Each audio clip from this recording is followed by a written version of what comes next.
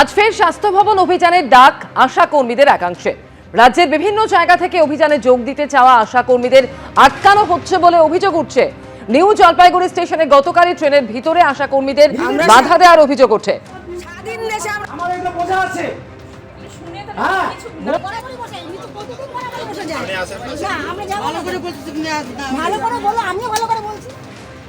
একাধিক দাবিতে রাজ্য জুড়ে কর্মবিরতি চালিয়ে যাচ্ছেন আশা কর্মীরা এবং অভিযানে অশান্তির আশঙ্কায় স্বাস্থ্য ভবন চত্বরে কড়া নিরাপত্তার বন্দোবস্ত করা হয়েছে। রাজনৈতিক দল আশা কর্মীদের ব্যবহার করছে বলে অভিযোগ করেছেন স্বাস্থ্য প্রতিমন্ত্রী ঝিরাম কনঞ্চা। এই মুহূর্তে টেলিফোনে রয়েছেন আমাদের সঙ্গে। ঝিরাম, 30 দিন ধরে আশা কর্মীরা তারা কর্মবিরতি চালিয়ে যাচ্ছেন, এর মধ্যে আজকে ফের স্বাস্থ্য ভবন অভিযানের ডাক দেওয়া হয়েছে। কি জানা যাচ্ছে আজকের কর্মসূচি সম্পর্কে?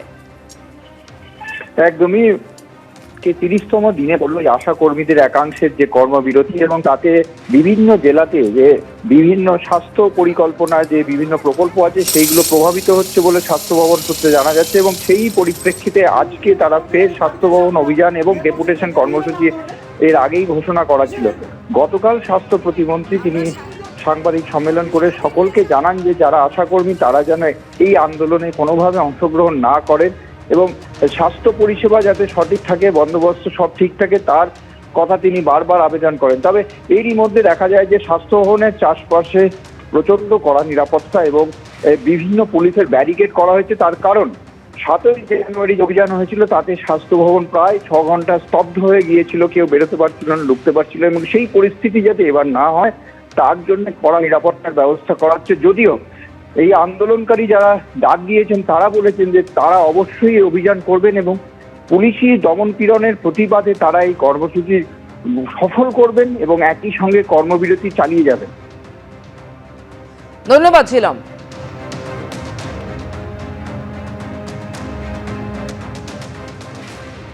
ফের বিতর্কে ফারাক্কা তৃণমূল বিধায়ক মনিরুল ইসলাম। কঞ্চির ঝান্ডা চলবে না, লাঠিতে বাঁধতে হবে। নির্বাচন কমিশনকে উদ্দেশ্য করে হুমকি তৃণমূল বিধায়কের। আর তৃণমূল বিধায়কের এই হুমকি ঘিরে তুঙ্গে উঠেছে রাজনৈতিক চর্চা। সুপ্রিম কোর্টের নির্দেশের পরেও এসআইআর শুনানি ঘিরে দিকে দিকে অশান্তি, ভাঙচুর, তাণ্ডব, সরকারি সম্পত্তি নষ্ট। মুর্শিদাবাদের ফারাক্কা দিয়ে যার শুরুটা হয়েছিল চারদিকে তা চলছে, থামছে না, থামার কোনো লক্ষণ নেই।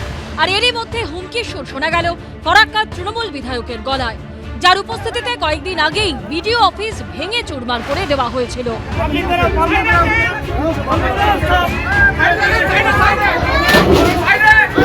কঞ্চির ঝান্ডা চলবে না, লাঠিতে বাঁধতে হবে, লাঠিতে।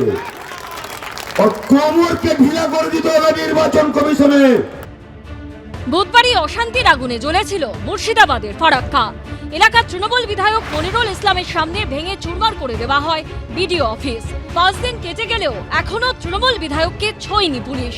আর এর ফলে আরো উজ্জীবিত হয়ে আরো বেপরোয়া তৃণমূল বিধায়ক মনিরুল ইসলাম। সোমবার ফারাক্কায় প্রকাশ্য সভায় নির্বাচন কমিশনকে হুমকি দিতে দেখা গেল তাকে।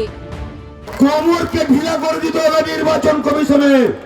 মানুষকে নিয়ে ছেলাকেলামো করছো আর তুমি নিরাপত্তা নিয়ে ঘেরাটোপের মধ্যে আছো না, তুমি আকাশে আছো। পাতাল থেকে ছেঁচড়ে বের করবো, পাতাল থেকে বের করবো। নির্বাচন কমিশনের এখান থেকে আমি বলতে চাই ওনাকে পদত্যাগ করা উচিত। ভাঁড় হয়ে গেছে, গাদ্দার হয়ে গেছে, অযোগ্য লোক। এখানেই শেষ নয়, সুর আরো চড়িয়েছেন তৃণমূল বিধায়ক, আরো বড় হুমকি দিয়েছেন। আমি শুধু ইশারায় বলবো 19 তারিখে ফাইনাল লিস্ট বের হবে, তখন কিন্তু যদি সব ঠিকঠাক হয় আর নচেত দেখবেন চারদিকে আগুনে আগুন জ্বলছে। কিচ্ছু করার নেই, কিচ্ছু করার নেই। এই ধুক ধুক করে মরার চাইতে লড়াই করা মরা আমি মনে করি জীবনের সার্থক। বিডিও অফিস ভাঙচুরে কার্যত নেতৃত্ব দিচ্ছেন, আগুন জ্বালানোর হুঁশিয়ারি দিচ্ছেন, তারপরও পুলিশ নিষ্ক্রিয় থাকছে কেন? তৃণমূল বিধায়ক বলে তৃণমূল করলে 7 খুন মাপ, প্রশ্ন তুলছে বিরোধীরা। সেটা তৃণমূলের কর্মসূচিটাই অত্যন্ত সততার সঙ্গে, স্বচ্ছতার সঙ্গে মানুষের সামনে তুলে ধরছে। এটাই তো তৃণমূলের বক্তব্য। তৃণমূল এটা চায়, আর এটা চাই বলি সরকারের সমস্ত প্রশাসনকে কাজে লাগিয়ে এই কাজটা করছে। কে অ্যাকশন নেবে কার বিরুদ্ধে? সরকারের ঘোষিত কর্মসূচি তো সে রূপায়ণ করছে, তো তার বিরুদ্ধে কি করে অ্যাকশন হবে? মুখ্যমন্ত্রী বলে দিচ্ছেন, যেখানে মুখ্যমন্ত্রী প্ররোচনা দিচ্ছেন, মুখ্যমন্ত্রী বিভাজনের রাজনীতি করছেন, মুখ্যমন্ত্রীর উস্কানিমূলক বক্তব্য চলছে, তো তারা মুখ্যমন্ত্রীর কথায় অনুপ্রাণিত হয়ে কাজ করে চলেছে। এই গোটা জিনিসটাই তো নির্বাচন কমিশনের তৈরি করা। নির্বাচন কমিশনকে দিয়ে লোক খেপানোর কাজ করিয়েছে দিল্লি।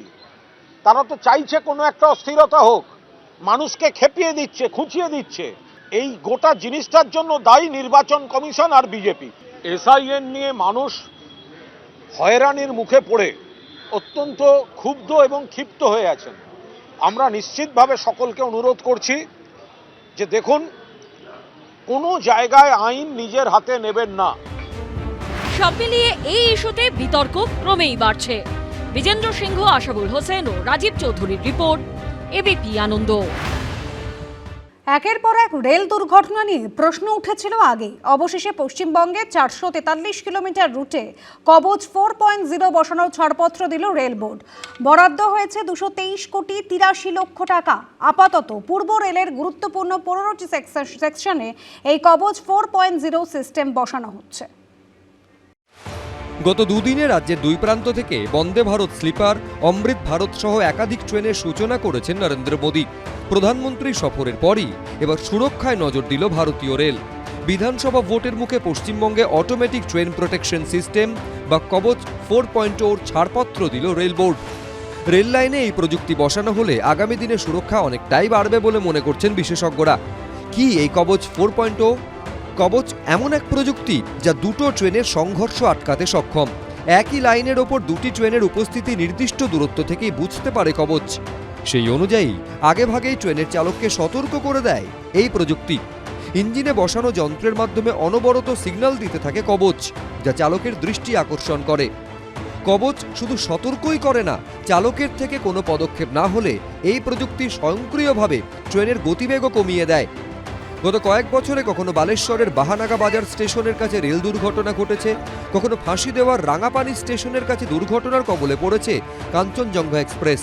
আবার কখনো চক্রধরপুরে মালগাড়িতে ধাক্কা মেরে বেলাইন হয়ে গেছে হাওড়া মুম্বাই সিএসএমটি মেল। শয়ে শয়ে মানুষের মৃত্যু, বহু মানুষের আহত হওয়া প্রশ্ন তুলে দিয়েছে রেলের সুরক্ষা নিয়ে। এই প্রেক্ষাপটে এবার দুর্ঘটনা এড়াতে এ রাজ্যে প্রথম কবচ সিস্টেম বসানোয় শিলমোহর পড়ল। পশ্চিমবঙ্গে মোট 3825 কিলোমিটার রেলপথ রয়েছে। তার মধ্যে পূর্ব রেলের 443 কিলোমিটার রুটে কবচ 4.0 বসানোর ছাড়পত্র মিলেছে। বরাদ্দ করা হয়েছে 223 কোটি 83 লক্ষ টাকা। রেল কর্তৃপক্ষ জানিয়েছে, পূর্ব রেলের গুরুত্বপূর্ণ 15টি সেকশনে এই কবচ 4.0 সিস্টেম বসানো হবে।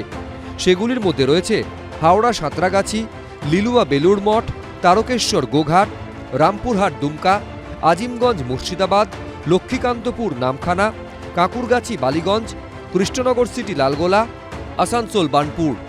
2001 সালে মমতা বন্দ্যোপাধ্যায় রেলমন্ত্রী থাকাকালীন এই কবচ প্রযুক্তির সঙ্গে পরিচিতি ঘটে। তখন শুধুমাত্র লোকোতেই অ্যান্টি কলিশন ডিভাইস বসানোর কথা বলা হয়।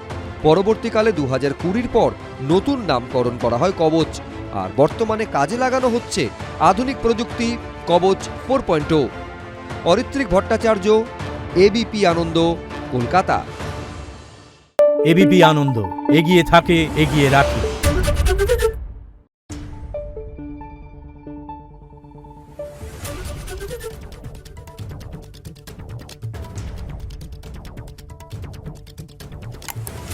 Thank you.